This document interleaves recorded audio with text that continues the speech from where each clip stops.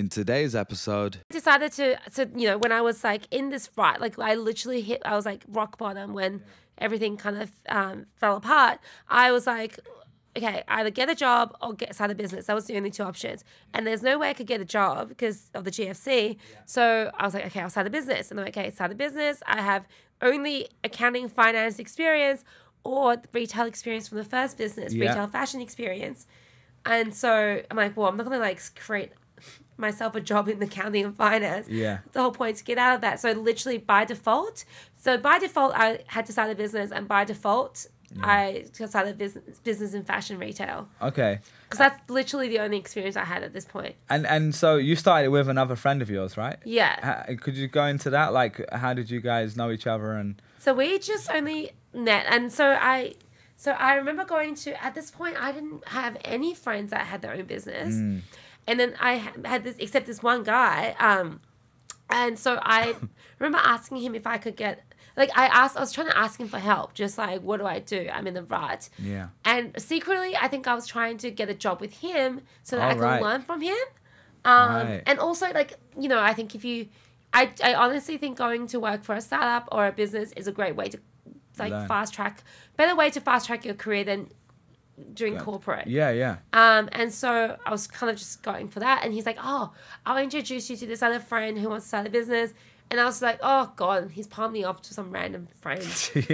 But when I met her, like, I was like, wow, she's actually really successful. She already had her own business in fashion. And then so when he introduced me to her, and also we hit it off. Like, we got along so well. And so I think probably on our third time meeting, we like got drunk and just over a few glasses of red wine. Yeah. We kind of just decided, we came up with a name and concept for Showpo. Wow. Okay. And then that night when I came home, like hammered. Yeah. I was like, I'm going to build a website now. That night. Yeah. I was like, and I knew not to do like build a Flash website. This time, yeah. And so, because part of it was just like, well, she already had this great business. And so she already had equivalent. She had Showpo or something separate. Yeah, okay. Which is, and I think she wanted to get into retail, which is why. Okay. Like online retail in particular. And so that's why she kind of wanted to work with me, because she saw that I was excited about it too. Yeah. And so I didn't want her to change her mind. I'm like, oh, maybe it's just like drunk talking. Yeah. But I'm like, why don't I just create the website? Once you can see how like how competent I am. And that I'm a doer, and also that way maybe like she'll be too awkward to say, "Oh, I wasn't serious." Just feel that. So she's like, "Oh my gosh, she's already committed." Yeah. So then the next day we had the website, and we. What did you What did you use for the? Did you use like Shopify or something like that back then? It's called Big Cartel. Okay, yeah. They're pretty good. Yeah. It was like $20 a month to host. Yeah. Just so cheap, and then you just like get a custom. They've already got e-commerce stuff set up, right? Yeah. Okay. And then you just use some HTML, which is pretty. Just Google how to use HTML. Yeah.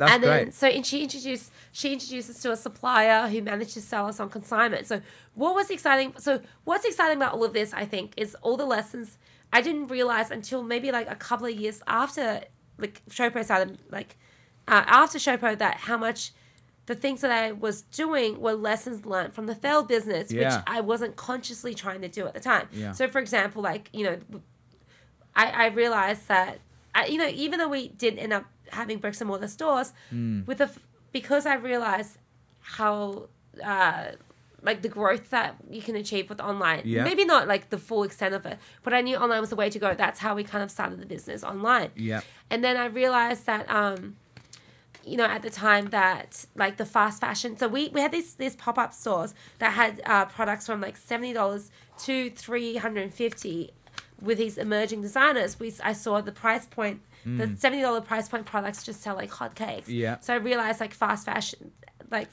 is where we wanted to be in market. And then also at the time we got PR, and it just like hemorrhaged us of the money that we had.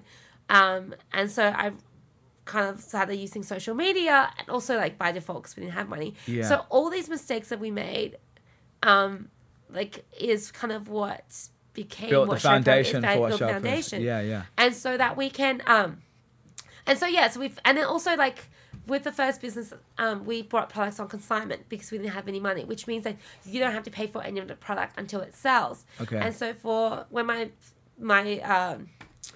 with my business partner, we were talking about like getting products on consignment, and she introduced us to a supplier. Yeah. And so that's how we kind of were able to bootstrap the business. So Yeah. your two main expenses when starting an online business, Yeah. I would say is inventory, Yeah. which ties up so much of your funds, and then it's marketing. And so Yeah. the fact that we've alleviated that inventory problem by getting stock on consignment was huge. Yeah. And so what this meant was like every day I would have to go to the supplier, pick up individual stock just to right. fulfill those orders. But at the time I had, time I had plenty of, money Yeah. I did not. Yeah, so yeah. I was fine to do that. And so, sorry, just to confirm, this is the consignment for Showpo as well. For Showpo, that's how we started. And so, do you remember the first sale? Because from that drunken night where you made the website, yeah. or the next day, from that time to your first sale, do you remember when that was? And Yeah, do you I remember think that moment, what it was? It was probably between a week or two. So Wow. that weekend we ended up doing a photo shoot. Okay. And from that photo shoot, which I think there were connections through Fat Boy, through the failed business. Okay. We knew models then. So from that photo shoot, and I think it was one of the model's friends that actually bought. They just shared it on social or Yeah, something. because they're like, hey, I've been featured on this website. Yeah, yeah. And so, yeah. and it's all through Facebook. Okay, So, wow. Yeah. That's amazing. So within a week, you already had the sale. Yeah. Do you remember that feeling of selling your first thing? Because we didn't actually talk about this, but I used to have a really small e-commerce business when I was a student. Oh, what too. did you sell? I sold men's clothing, Yeah. actually, and hats and accessories and stuff. And I just remember the first sale, and it was this feeling, and I'd set up, it was 2004, so it was, wow. I remember getting an email, and like someone had bought like a hat for like $8 or something. Yeah. And I just remember thinking like, wow, I'm like sitting here eating or something, and like someone's bought something, and I didn't have to serve them myself. And it was such a like revelation almost. Yeah. And it was such an amazing feeling. Do you remember like what you felt like at the time? Like, oh, this could actually have some legs to it. Yeah, I mean, I think maybe the first. I have a distinct memory of when I turned on, like I downloaded the PayPal app at some point. Yeah, yeah. And then maybe this is like probably more like a few months. This is like maybe 3 months into it. So you start seeing the notifications It was like, coming in. I was like, what the hell? And then, Yeah. and also it's kind of, when you do social media posts as well, like it kind of, Really? Okay. well, not like, Instantly, but yeah, but Yeah, you yeah. can, it kind of like, and also just during like prime like shopping time, you know, like yeah. between like 7 Do you still have an app on your phone that No, pings you every time? but it's in my Facebook Messenger now. I'm like, can you go away? Oh, Like, really? it's actually really annoying. I'm like, I don't know. Good problem to have. Good problem to have. Yeah. I also know that. So that's a really cool story, by the way. Like just coming home, and just as the person who's asking you questions here, just a lesson I think for a lot of people, listening to this is.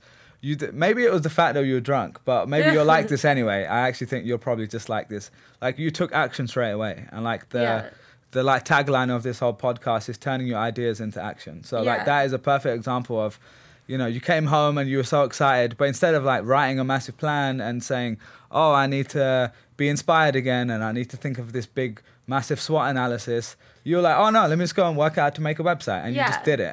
And that's like, I think the constant thing I keep seeing is such an obvious thing, but all the people I've interviewed on here, that is the most common thing.